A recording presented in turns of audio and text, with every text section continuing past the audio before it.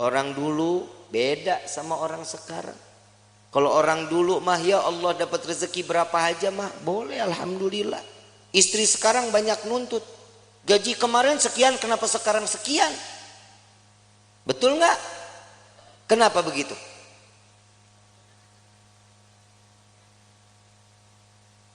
Urusan rezeki siapa yang kasih? Kenapa mintanya sama suami? Mintanya sama Allah, tapi doanya di samping suami. Ya Allah berikan rezeki kami yang banyak lewat suami saya. Samping telinga ngomong kalau lagi tidur juga. Ya Allah, lipstik beak.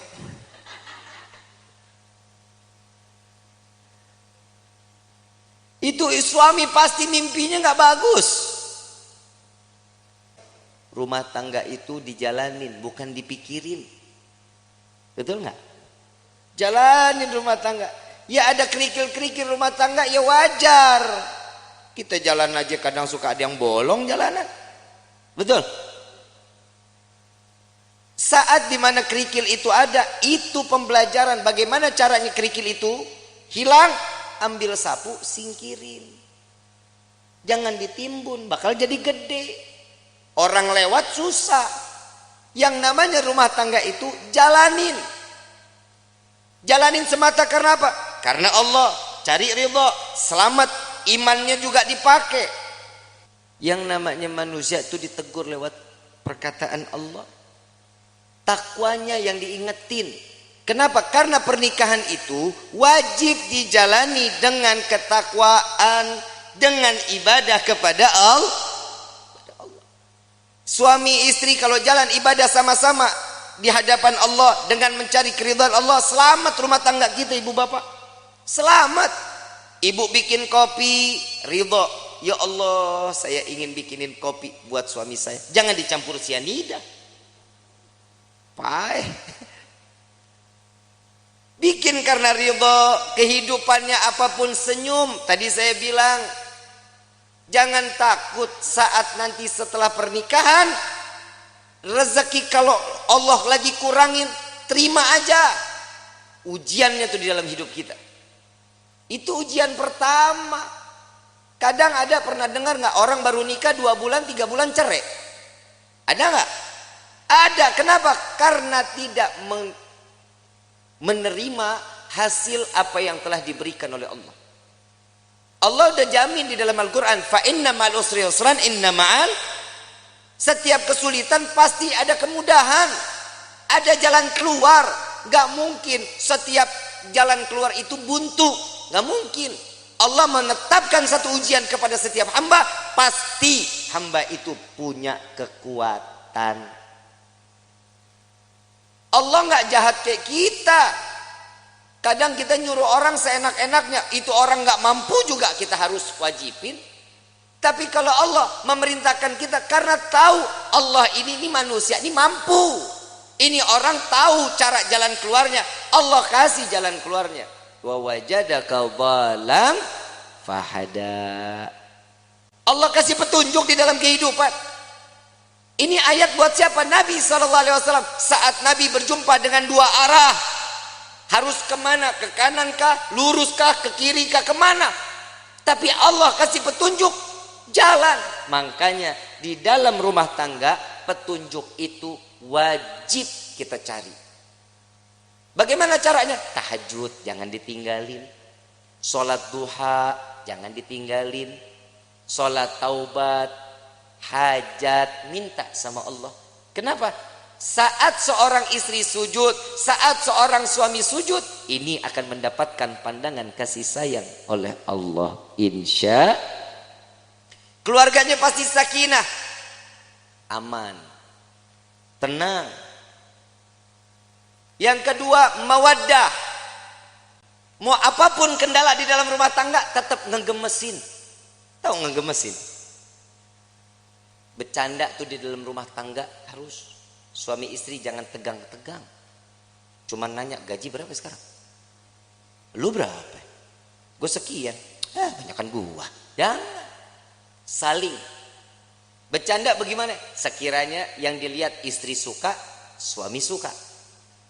Ada kisah ini, Sayyidina Ali karamallahu wajha, menantu Rasulullah sallallahu alaihi wasallam, pernah ada konflik saat Siti Fatimah berbicara.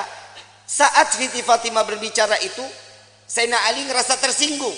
Wajahnya berubah. Gak senang. Tapi gak berani untuk ngucapin Sayyidina Ali. Kenapa? Karena memandang, ya Allah ini anaknya Nabi. Saya marah, saya takut dosa. Enggak dibicarain, tapi masang wajah berubah. Siti Fatimah sadar, salah ucapan saya, minta maaf. Langsung minta maaf sama suami. Enggak dijawab, keliling sambil nari-nari. Sambil nari-nari. Begitu selesai nari-nari, bikin lucuan, sampai Sayyidina Ali tertawa, senyum. Maka disitulah Siti Fatimah datang kepada Rasulullah sallallahu alaihi wasallam. Ya Rasulullah, tadi nih saya ngerasa ada salah bicara sama suami saya. Langsung mukanya berubah, Nabi ikut berubah. Belum selesai bicaranya Siti Fatimah, Nabi juga berubah. Kenapa? Hei, engkau tidak akan mendapatkan keridhaan Allah, engkau akan dilaknat oleh Allah. Tar dulu. Saya sudah berhasil membuatnya dia tersenyum. Apa yang kau lakukan? Saya menari-nari entah berapa puluh kali saya keliling-keliling di depan wajahnya. Sampai keluar senyuman. Apa kata Nabi? Maka saat dia tersenyum, Allah buka pintu surga untukmu. Maka Allah kembali ridha kepadamu.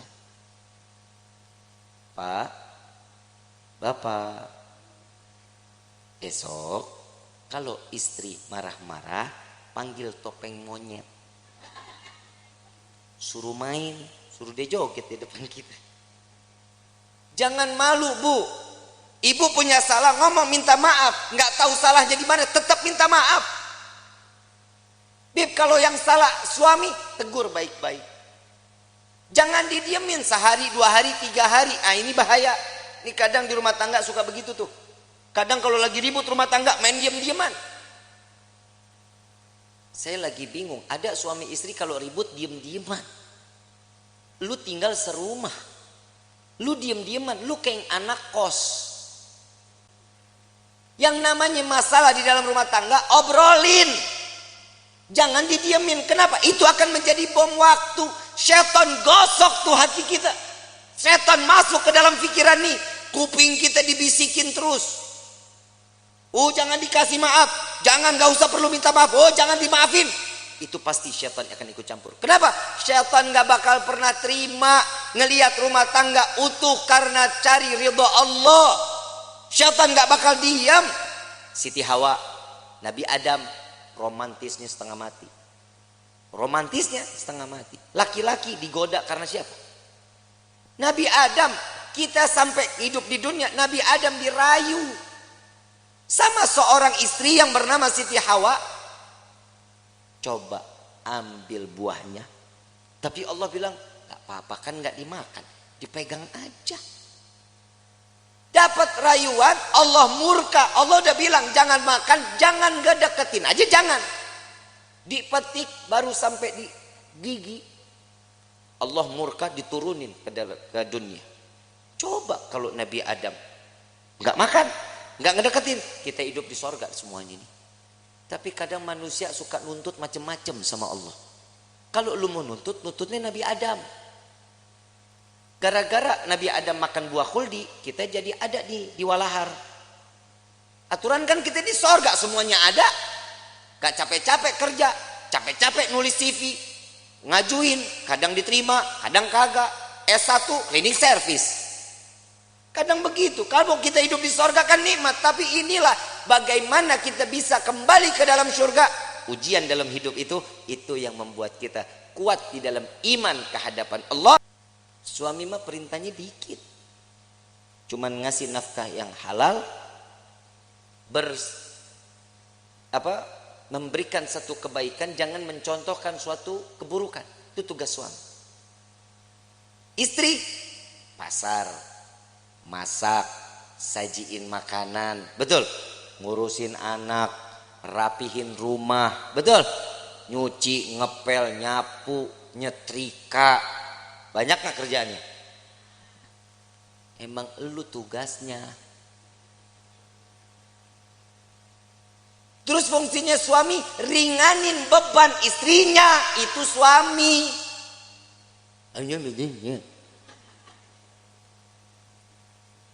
Yang namanya suami kalau lagi istri nyuci, suami yang ngejemur.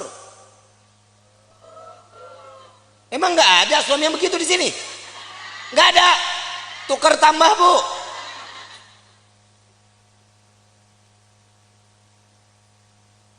Suami angkatin jemuran, istri yang nyetrika. Nggak ada. Suami yang ke pasar, istri yang masak. Nggak ada. Ya derita lu dah. Ngeringanin beban istri itu salah satu pahala untuk suami. Minimal saat suami istri lelah, pundak kita berharga Pak buat istri. Saat istri mengadu, yang aku capek hari ini, sini saya. Gak ada yang begitu, gak ada. Berarti di dunia laki gue doang yang begitu tuh. Lah ngapa lu? Lah bini-bini gua. Ini fungsinya mawaddah, saling manja, gemesin. Tuh tingkah laku yang begitu aja ibu pada teriak. Kenapa? Gemes banget begitu. Yang ketiga, warahmah. Hibur kehidupannya dengan kasih sayang. Pegangan tangan, rahmat. Allah turunin kasih sayangnya. Rontok dosa kecilnya. Pandangan-pandangan mata, cintanya makin tumbuh. Tapi Pak, jujur kita jadi suami banyak ngedoain istri. Istri belum tentu doain kita Pak. Lah emang benar. Pak, boleh dipercaya mau enggak, Bapak ntar tidur pandangan-pandangan mata. Yang namanya suami ngelihat istri, pasti di dalam hatinya, ya Allah, istri saya capek dari pagi sampai gini hari, belum ngurusin saya, belum apa-apa, ya Allah, kesian. Jadiin semuanya capeknya, lelahnya jadi nilai ibadah di hadapanmu ya Allah. Itu suami doanya. Kalau istri ngelihat kita Pak lagi tidur pandang-pandangannya, elah laki gue begini banget. Mana mata belok, hidung pesek, hitam, hidup lagi. Tuh istri begitu. Tapi ingat Pak, semua apa yang dilakukan oleh seorang istri contoh dari suaminya. Bapak mau lihat istri wangi, Bapak juga tampil wangi dong. Ya, jangan tiap hari pakainya 1000 bunga, 1000 bunga, 1000 bunga. Istri juga enak. Pakai yang kerenan gitu. Hahaha. Betul kan Bu? Tapi memang istri itu dituntut wajib wangi di depan suami. Lu mah kagak. Mana apek, bore mason, cap kampak, GPU, kan? Bu, jangan dulu dah, Mayang aja. Mayang, ini kan malam pertama nih, cie. Yusuf, iya. Yeah. Ini dalam hatinya Habib udahan ke. Mayang, tampilnya sebagaimana pengantin baru terus sampai mati menjadi pengantin baru. Ya, minimal kalau tidur nggak males pakai bedak, pakai lipstik. Ya, Sup ngomong, yang aku paling suka deh ngelihat kamu kayak gini. Puji. Seorang istri itu paling seneng Sup kalau dipuji. Yang hidung kamu tuh kayak baskom.